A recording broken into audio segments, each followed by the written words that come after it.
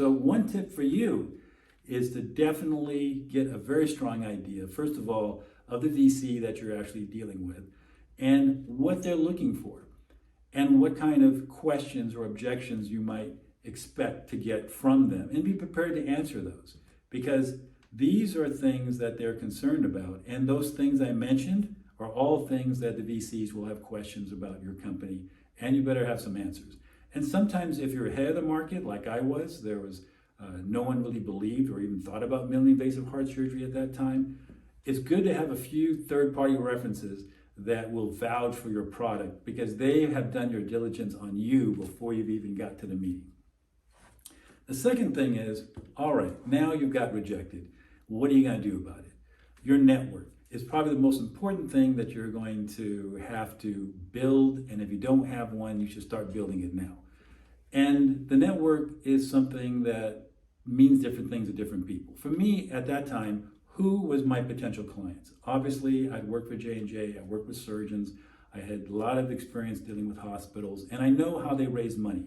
They raise money, in my particular example, during fundraisers. That's when a gathering of usually high net individuals come to a meeting, usually a celebration or award ceremony of some sort, and they spend their money to donate to the foundation of a hospital.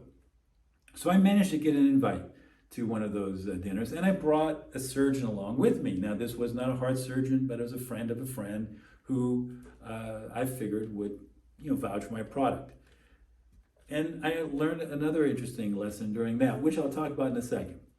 So we were having dinner, and the person next to me, obviously, I was going to talk to him about my product, and I gave him my pitch, and he seemed very interested and excited about the possibility. He looked over at my friend, who I introduced as a surgeon, and asked them, so what do you think about his idea? And what did my surgeon friend say? Frankly, I don't think it's going to work. So you see a certain theme here. Again, I should have learned my lesson the first time, but obviously I expected him to know what he was there for. He obviously didn't understand the assignment. The good thing is that the guy next to him was listening, and he said to me, Walter, I've considered investing in your product.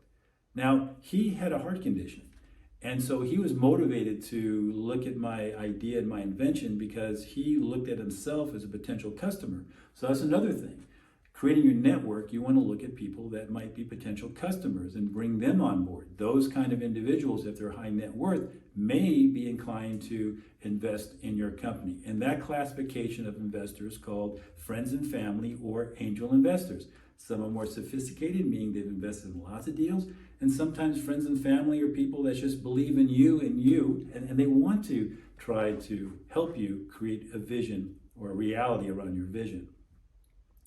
So the next part is networking is key. It's something that you'll always have to do. It's an ongoing process, and frankly, it doesn't matter how big your company gets, you are going to be the number one salesperson for that company. You're always raising money.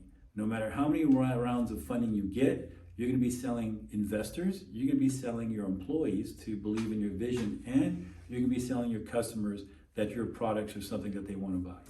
So those are my tips for right now. If any of you have any other questions, you can be happy to reach out to me over LinkedIn, and I look forward to hearing good stories about your entrepreneurial journeys.